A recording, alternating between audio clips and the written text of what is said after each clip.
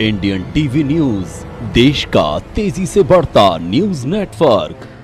हवाई जहाज के व्यंजन में बघेली व्यंजन की गुणवत्ता आज हुई शुरुआत। अचार, पापड़ और मुरब्बे से दिनांक 19 तारीख को भारत सरकार के नागरिक एवं उड्डयन मंत्री श्री सिंधिया जी से हवाई यात्रा में क्षेत्रीय व्यंजन को परोसने के लिए माननीय सतपाल महाराज जी के साथ रीवा महाराज पुष्पराज सिंह पूर्व मंत्री मिले थे, जिसमें माननीय मंत्री जी द्वारा इस कार्य को हरी झंडी प्राप्त हुई। इनके साथ IIM के देहरादून, नैनीताल, भोपाल, ग्वालियर तथा जबलपुर के अधीक्षकों द्वारा चयनित किए व्यंजनों की सूची भी सौंपी गई। रीवा फूड एंड क्राफ्ट तथा इंडियन रसोई जिसके संस्थापक स्वयं पुष्पराज सिंह हैं, उन्होंने इस बात की जानकारी है कि इंडियन टीवी न्यूज से राजेश तिवारी 8 महीने हो गए हैं और माननीय मंत्री उत्तराखंड सतपाल महाराज जी के साथ और अब हमारे इंफॉर्मेशन कमिश्नर भारत सरकार उदय महर्कर जी के साथ हम लोग मिलके एक प्रस्ताव रखे हैं कि जो खेत से पेट हमारे व्यंजन की एक मूलभूत बात है। हम चाहते हैं कि इन फ्लाइट केटरिंग में हमारे रीजनल क्विजीन, हमारा जो क्षेत्रीय भोजन है वो आरंभ हो।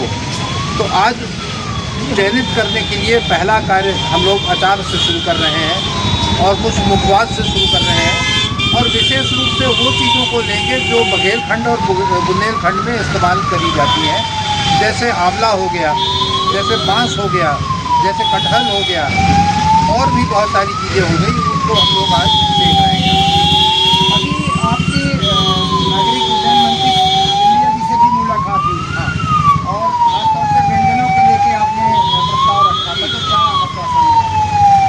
हम लोगों ने जो प्रस्ताव रखा उसमें हमने पहले उसका पूरा रिसर्च करा और वो रिसर्च में हमने 5 से 7 IIHM Indian institute of hotel management के प्रिंसिपल को इन्वॉल्व करा, जिसमें 2 या 3 हमारे मध्य प्रदेश के हैं, ग्वालियर, भोपाल, जबलपुर, उसी प्रकार से 3 हमारे उत्तराखंड के हैं, 2 हमारे गुजरात के हैं, क्योंकि महर्कर जी के कारण अब गुजरात भी हमारे साथ जुड़ गया है।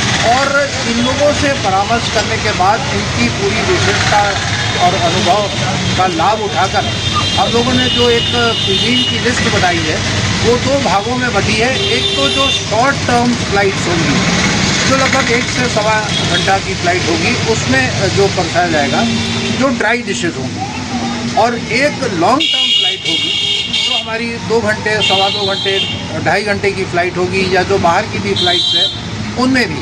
जैसे जो एयरपोर्ट्स हमने सिलेक्ट करे हैं उनमें से कम 4 एयरपोर्ट तो हमारे इंटरनेशनल एयरपोर्ट, 3 एयरपोर्ट और जो बन रहे हैं, जिनमें से नोएडा भी एक एयरपोर्ट है जो हमारा इंटरनेशनल एयरपोर्ट हो रहा है। तो उस तरीके से हमने 2 खंडों में इसको बांटा है और एक में सूखे भोजन दिए जाएंगे, दूसरे में जो हमारे हैं गीले भोजन दिए जाएंगे।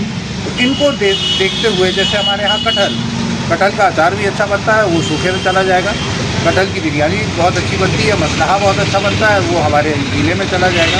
इस प्रकार से इनका चयनीकरण करा गया। बघेलखंड के व्यंजन का अगर हवाई सेवाओं में यात्री इसका स्वाद उठाएंगे, हाँ, तो मध्य प्रदेश सरकार की बात आती है, तो कैसे इस पे सरकार का सहयोग मिला, किस तरीके से आगे आपकी क्या बात हुई है? भारत सरकार भी किसानों के लिए बहुत सारी योजनाएं रखी और उसके अलावा मध्य प्रदेश सरकार भी किसान उन्मूलक है और किसान के प्रति बहुत सजग है और उनके लिए काम कर रही है।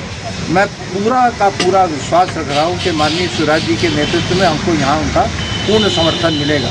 लेकिन इसमें जहाँ तक सरकारी समर्थन, ये माननीय नागरिक उड्डयन मंत्री जी भी बोल चुके हैं और हम लोग भी जानते हैं, उनका केवल जो रोल है वो मेल मुलाकात कराने का है, राउंड टेबल कॉन्फ्रेंस कराने का है, एयरलाइंस के बीच में और हम लोगों के बीच में संवाद।